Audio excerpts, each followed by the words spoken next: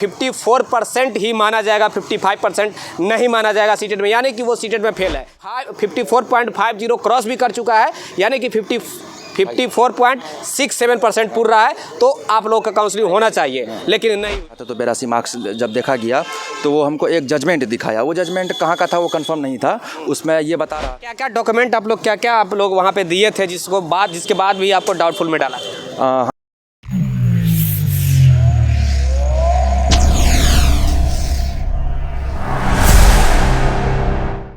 कि अभी हमारी उपस्थिति पटना DRCC में है, जहां पे काउंसलिंग स्टार्ट है। आप जानते हैं कि 21 तारीख से काउंसलिंग चालू किया गया है, 5 फरवरी तक काउंसलिंग चलने वाला है।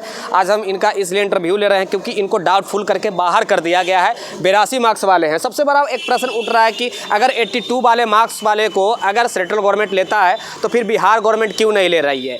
कहा जाता है कि अगर 82.50 क्रॉस अगर कर जा रहा है तो वो 55% माना जाएगा, लेकिन ऐसे अगर विभाग के लेटर के अकॉर्डिंग देखा जाए तो कुछ दिन पहले एक लेटर विभाग का आया था जिसमें कहा गया कि 82% मार्क्स जो है सीटेट में उसको 54% ही माना जाएगा, 55% नहीं माना जाएगा सीटेट में, यानी कि वो सीटेट में फेल है। जब सीटेट में फेल है तो फिर सीटेट के सर्टिफिकेट पे क्वालिफाइड क्यों लिखा जाता है? सबसे बड़ा एक प्रश्न उठ रहा है। और 54.50 क्रॉस भी कर चुका है, यानी कि 54.67% पूर रहा है, तो आप लोग का काउंसलिंग होना चाहिए, लेकिन नहीं हुई है। क्या क्या हुआ है थोड़ा डिटेल में बताने का प्रयास करें। देखिए नमस्कार। सबसे पहले तो कि हम अररिया से आए हैं काउंसलिंग कराने के लिए और बहुत चिंतित थे इसी को लेके। और आज जब काउंसलिंग में हो रहा था तो 82 मार्क्स जब देखा गया तो वो हमको एक जजमेंट दिखाया, वो जजमेंट कहाँ का था वो कंफर्म नहीं था, उसमें ये बता रहा था कि 82 मार्क्स वाले को फेल किया जाएगा। जबकि कुछ दिन पहले ही पटना हाई कोर्ट जो ये जजमेंट निकाला है कि 82.5% है उसको मतलब 55% में माना जाएगा, इसको क्वालिफाई माना जाएगा। लेकिन हमको अभी डाउटफुल में डाल दिया है और अभी कुछ दिन बाद फिर मैसेज आएगा मेरे पास, SMS आएगा और सचिवालय जाने के लिए, मतलब ये परेशानी में डाल रहा है हमको। जब आपको डाउटफुल करके बोला है कि अब जाके विभाग में मिली? हाँ, विभाग में मिलने को कहा है। हालांकि मेरे भाई हैं वो कुछ दिन पहले क्या क्या डॉक्यूमेंट आप लोग वहाँ पे दिए थे जिसके बाद भी आपको डाउटफुल में डाला? हम बहुत सारा जजमेंट दिखाया उनको, लेकिन डॉक्यूमेंट में मैट्रिक इंटर का और ट्रेनिंग का और सब चीज़ लगाए थे हम, अपना DLED का सर्टिफिकेट भी लगाए थे, मार्कशीट भी लगाए थे, लेकिन फिर भी हमको डाउटफुल में डाल दिया है। अब ये वही जाने और विभाग ही जाने क्या क्या कर रही है मेरे साथ। ये कहा कि डाउटफुल में डाल दिया है कि एक जजमेंट आ चुका है जो 55% भी नहीं पूरता है। हाँ। किस कैटेगरी से आप बिलोंग करते हैं? EBC कैटेगरी से। EBC से बिहार में EBC, यानी कि सेंट्रल में OBC से। कहाँ किस डिस्ट्रिक्ट से आप हैं? अररिया डिस्ट्रिक्ट से हैं, अररिया ब्लॉक से हैं। अररिया ब्लॉक से। और पटना आपको अलॉटमेंट? हाँ, अलॉटमेंट पटना दिया गया है।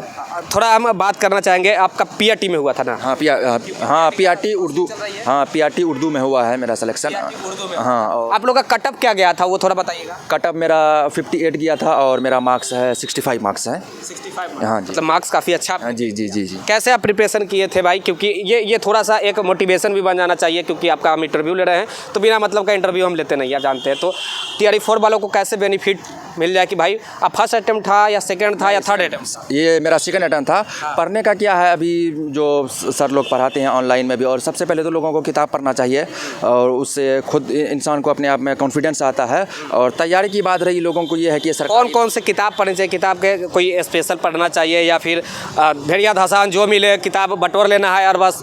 नहीं, किताब कोई भी किताब ना हो, मतलब एक बिहार बोर्ड का किताब जो है वो पढ़े और NCERT पढ़े। बाकी ये सरकारी जॉब है, लोगों को ऐसे सोचना चाहिए कि डू और डाई का सिस्टम है। बाकी अगर लोग मेहनत से करें तो 8 घंटा 10 घंटा अगर डेली पढ़े तो मतलब निकाल ही लेगा, ये कोई बड़ी बात नहीं है, बस यही बात है। अभी जितना भी हम लोगों का देखे हैं उसमें से पढ़ने के मामले में अगर हम बात किए हैं तो कहा जा रहा है या तो NCERT का पढ़िए।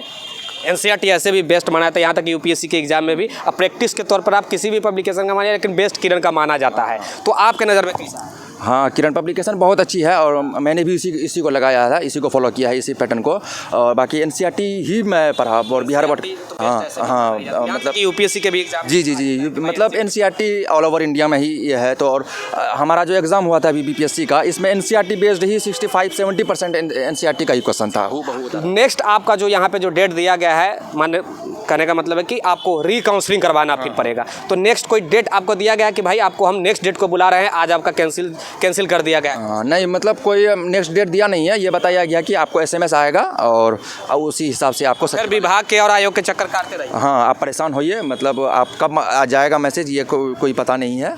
बस यही बात है। क्या कहना चाहेंगे बिहार के युवाओं को जो जिनका हो गया, जो काउंसलिंग का इंतजार कर रहे हैं या फिर जो TRE-4 की प्रिपरेशन कर रहे हैं, उनके लिए क्या कहना चाहेंगे? हम क्या कहेंगे, हम खुद सदमे में हैं। हम तो ये कहना चाहेंगे कि मुस्कुरा रहे हैं फिर भी दुख छुपा रहे हैं ना, मतलब जो मुस्कुरा रहा है उसके अंदर में कितना गम होगा वो तो हर कोई जानता है। बाकी बात ये बोल रहे हैं कि लोगों को बेस्ट ऑफ लक और आप अच्छे से तैयारी कीजिए। बाकी आप अल्लाह करे कि आपका हर चीज़ सही हो, बस यही बात कहना चाहेंगे और कुछ नहीं।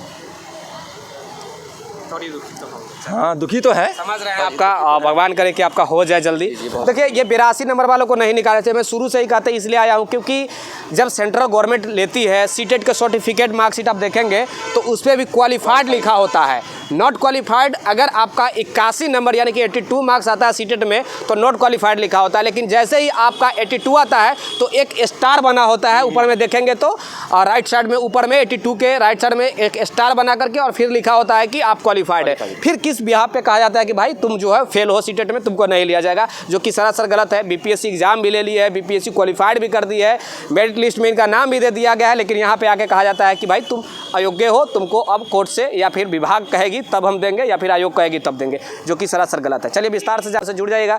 सहयोगी कैमरा पर्सन राजेश राज के साथ हमारी उपस्थिति अभी DRCC पटना में है। धन्यवाद, थैंक यू।